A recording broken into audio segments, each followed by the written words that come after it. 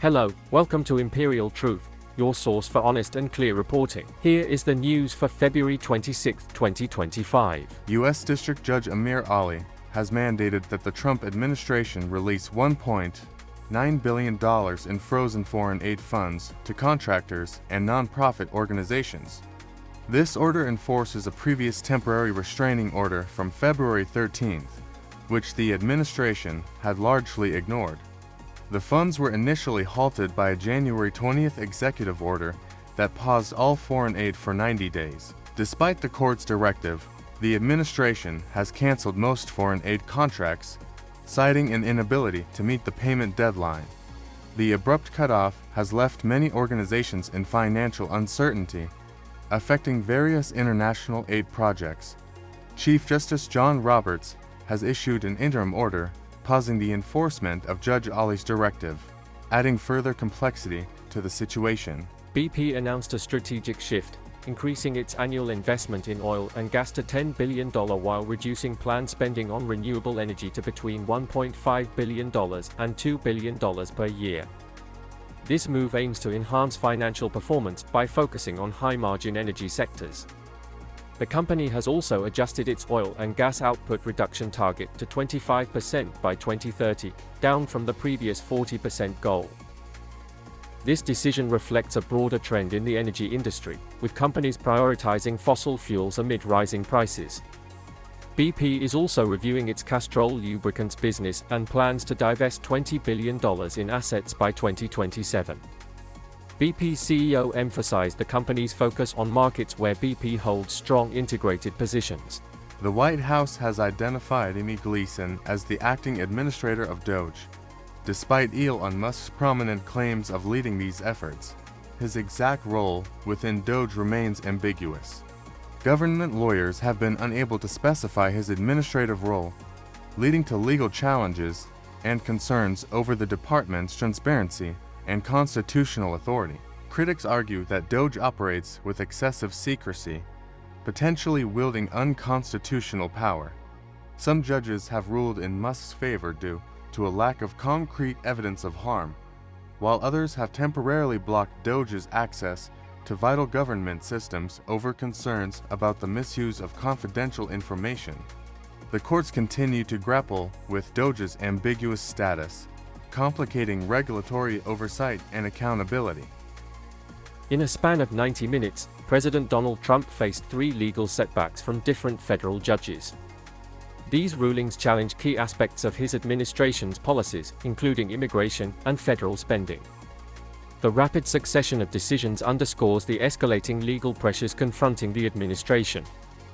The specific details of each ruling have not been disclosed, but collectively they represent significant obstacles to the administration's agenda. Legal experts suggest that these decisions may prompt a re-evaluation of certain policies and strategies. The administration has yet to announce its response or potential plans to appeal the rulings. A recent report reveals that nearly half of the tap water in the United States is contaminated with forever chemicals, also known as PFAS. These substances, linked to various health issues, have been detected in approximately 45% of U.S. drinking water samples.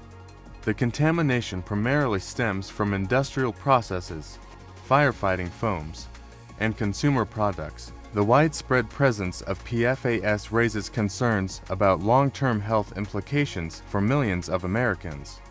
Efforts to regulate and remediate these contaminants are underway, but challenges persist due to their persistent nature and prevalence. Public health advocates are calling for stricter regulations and increased funding for water treatment infrastructure to address the issue effectively. Apple shareholders have overwhelmingly voted to retain the company's DEI policies, rejecting a proposal to eliminate them. Approximately 96% of shareholders opposed the measure, reflecting strong support for DEI initiatives. CEO Tim Cook emphasized that Apple's programs are designed without quotas or targets, focusing instead on fostering an inclusive workplace. This decision comes amid a broader conservative backlash against DEI efforts in corporate America. Despite external pressures, Apple's leadership and investors have reaffirmed their commitment to maintaining and advancing these programs. The Department of Homeland Security has announced the creation of a compulsory online registry for migrants residing illegally in the United States. Individuals are required to register and provide personal information, with the threat of jail time for noncompliance.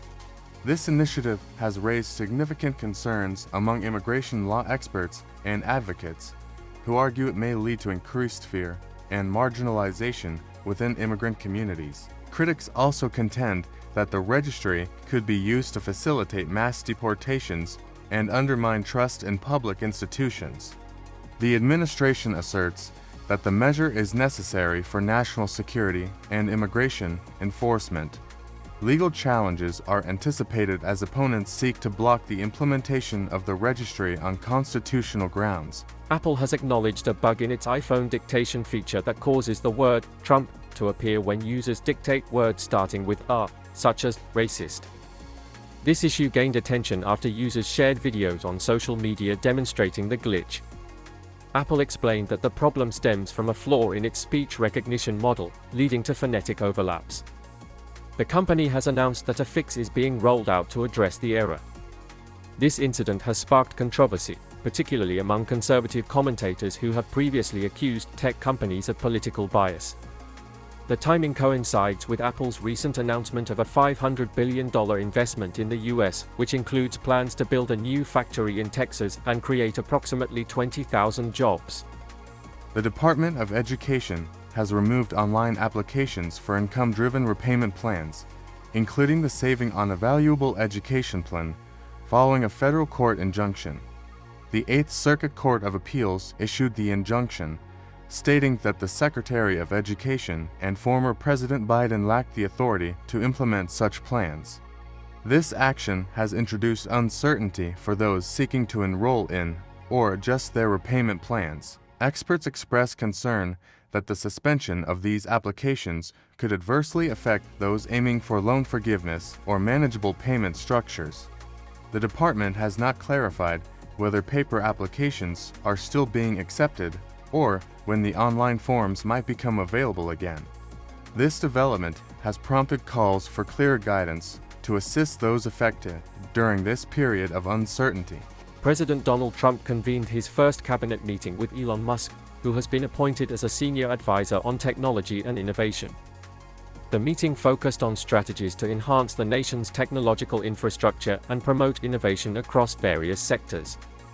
Discussions included potential public-private partnerships and initiatives to advance space exploration and renewable energy.